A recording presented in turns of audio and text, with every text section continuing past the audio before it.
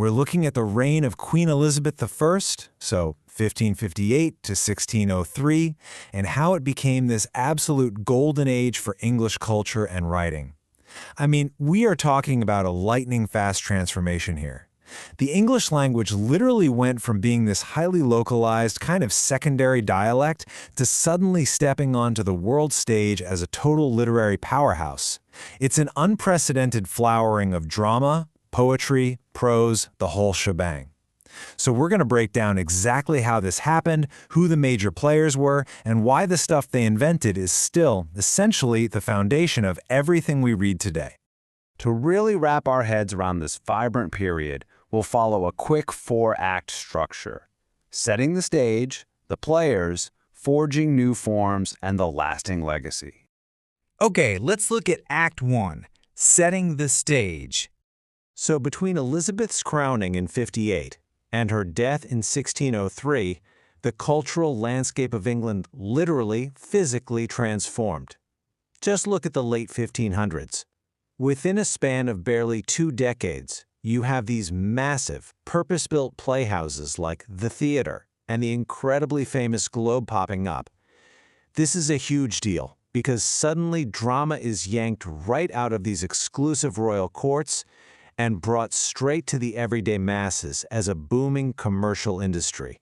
Now, fueling all that physical building was a massive intellectual explosion: Renaissance humanism. You had writers digging up classical wisdom from Greece and Rome, think heavy hitters like Ovid, Virgil, Cicero, but they weren't just blindly copying them. No, they were taking that ancient brilliance and remixing it with their own vernacular, everyday English. They were creating something totally fresh. Now, this movement definitely didn't just appear out of nowhere. It was the result of a historical perfect storm. First up, you have Francesco Petrarch in the 1300s, often called the very first humanist. He wasn't just sitting quietly in a library.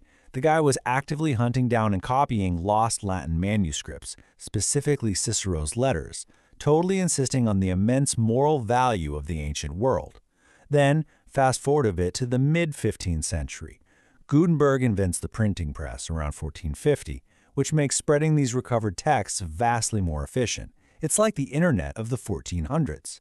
And just 3 years later, in 1453, the fall of Constantinople pushes Greek scholars westward right into Italy.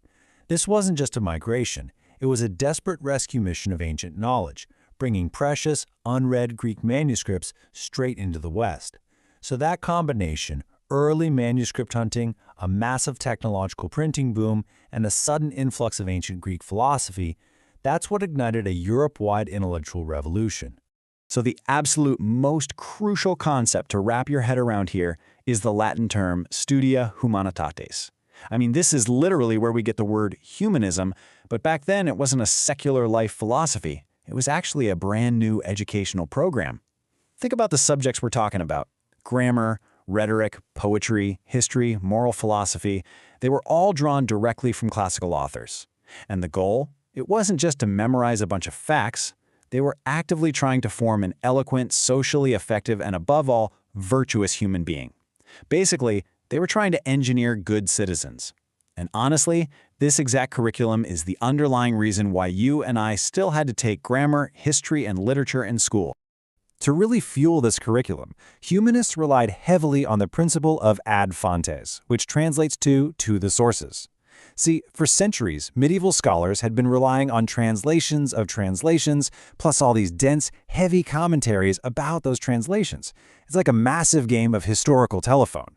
But humanists, they completely bypassed those centuries of inherited medieval interpretations. It was a massive, rebellious intellectual flex. Their strict philological rigor meant they insisted on reading the exact original words of the ancient Greeks and Romans. They wanted the raw, unfiltered source material, plain and simple. Before this point, medieval scholasticism completely ruled the universities, basically agonizing over abstract, metaphysical, and purely theological questions. But Renaissance humanism violently shifted that intellectual lens. Thinkers actively stopped debating abstract metaphysics and instead turned their intense focus to practical moral philosophy. They started asking the real, grounded questions. How should human beings live right now? How should we govern ourselves? How do we actually relate to one another in our earthly experience? It was a total game changer. And this shift brought about a radical new view of human potential, beautifully captured by Giovanni Pico della Mirandola back in 1486. In his oration on the dignity of man, he argues that human beings possess a unique, inherent dignity. Unlike other creatures whose instincts are completely fixed, he believed humanity has the absolute freedom to shape its own nature. Now, that was a wildly dangerous and revolutionary thought for the 1400s. It's this stunning synthesis of humanist, Neoplatonic, and Kabbalistic thought that basically took human agency and placed it right at the dead center of the universe. So we see Petrarch establishing the foundation by recovering Cicero. Then Leonardo Bruni takes those ideas and becomes a civic humanist in Florence, arguing that educated folks have a moral duty to engage in politics. Then there is Lorenzo Valla. And guys, this is an incredible piece of historical gossip. Valla used strict humanist textual analysis, basically ancient grammar rules, to prove that the donation of Constantine, which was this massive document the papacy used to claim huge political and territorial power, was actually a total fake. No way. Right? After that, we have Desiderius Erasmus, easily the most influential northern humanist, who applied this exact same philological rigor to edit the Greek New Testament. And finally, Michel de Montaigne in France, who took this whole humanist habit of examination and turned it entirely inward, literally inventing the introspective essay just to study his own thinking self. So, English thinkers eagerly adopted these classical methods, often directly influenced by Erasmus, but they applied them in wildly different ways. You've got Thomas More using the classical dialogue form to write Utopia, rigorously examining theoretical questions of property and justice. Then Thomas Eliot writes The Governor to apply those humanist ideals straight to the practical training of English public administrators. Roger Ascham, who actually tutored Queen Elizabeth I, strongly advocated for humane Latin teaching. And fascinatingly, Francis Bacon applied the humanist habit of rejecting inherited textual authority to the physical world itself. He laid the critical, hands-on groundwork for what we now know as the empirical scientific method. And honestly, the literary impact here was absolutely structural. The humanist grammar school curriculum gave Elizabethan writers their shared toolkit. Writers like Shakespeare, who was heavily grounded in Latin rhetoric and Roman comedy, directly imported these specific classical literary forms into the English vernacular. The sonnet, the epic, pastoral poetry, the essay, the formal oration, these weren't just invented on the spot, They were ancient forms recovered by the humanists. Without these specific recovered forms, the golden age of Elizabethan literature simply would not exist as we know it today. This movement also completely changed how society viewed writers in general. Drawing on classical and Neoplatonic ideals, Philip Sidney wrote an apology for poetry. He effectively elevated the status of the poet from a mere entertainer to a moral teacher. He argued that the poet is a maker, a divine creator who uses language to craft ideal images, and a second nature that is actually superior to our flawed, fallen world. I mean, think about that. That was a radical theological shift, placing the human writer on a parallel with divine creation itself. The ripple effects of Renaissance humanism were just monumental. It established the study of classical antiquity as the absolute foundation of European higher education for centuries to come. It gave Elizabethan writers the specific tools to create a legendary body of English vernacular literature.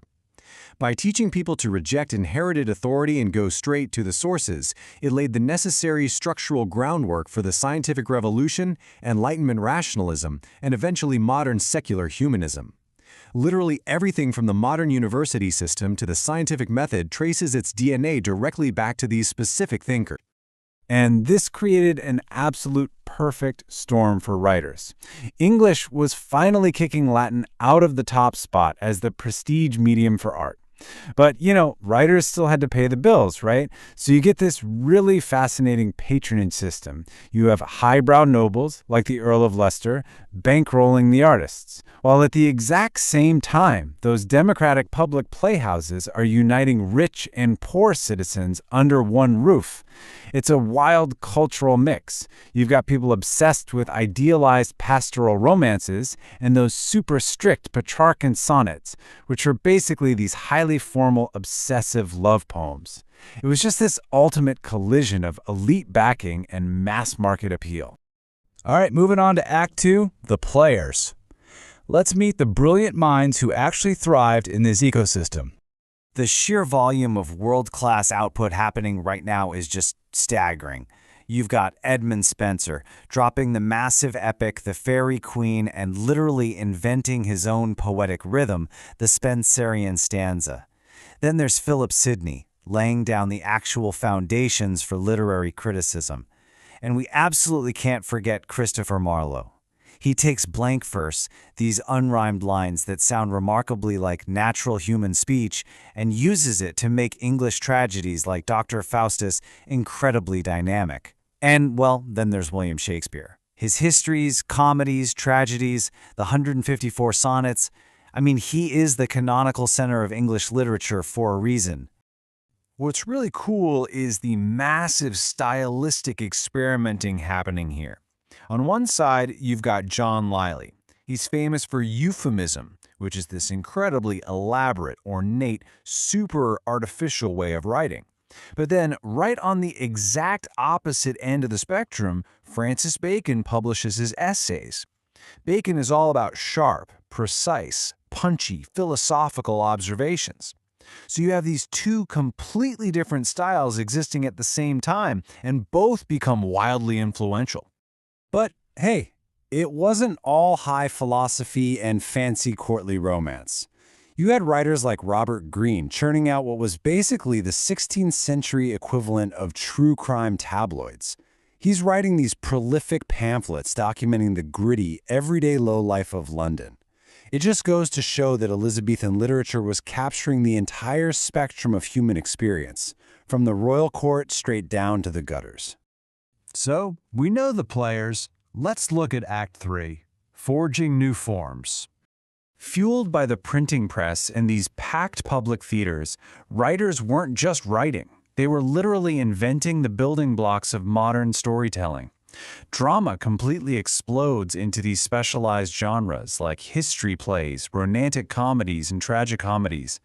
The sonnet sequence becomes the ultimate poetic flex, heavily popularized by Sidney and Spenser.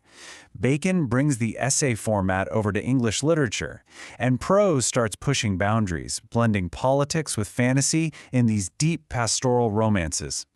And if we're talking about massive hits, we have to talk about the revenge tragedy. Established as a defining dramatic genre by Thomas Kyde's The Spanish Tragedy, this style heavily influenced basically everyone who followed, definitely including Shakespeare.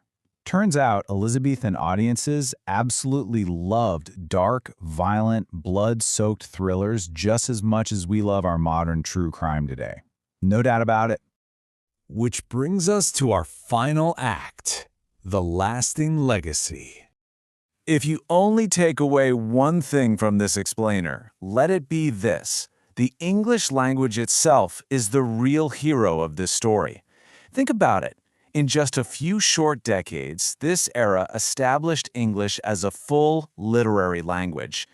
It was suddenly entirely capable of rivaling the classical tongues of ancient Rome and the sophisticated continental languages of Europe. The significance of this period? You literally cannot overstate it.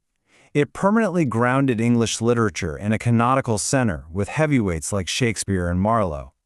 It institutionalized theater as a truly democratic public space, crossing class lines so a wealthy noble and a working-class citizen could experience the exact same art together. It marked the start of sustained English literary criticism, and those structural blueprints they drafted for tragedy, comedy, and sonnets, we are literally still building on them centuries later. But I want to leave you with a really fascinating, historically grounded question to ponder. This literary golden age perfectly coincided with the very beginnings of early English colonial expansion. So we really have to ask ourselves, how much did this brilliant, groundbreaking literature begin to culturally encode the imperial ideology that would go on to dominate the centuries that followed? It's a pretty complex layer to what is otherwise an incredibly brilliant era. Something to think about. Thanks for joining me on this explainer, and I hope you're walking away with a brand new appreciation for the absolute powerhouse that was the Elizabethan Golden Age.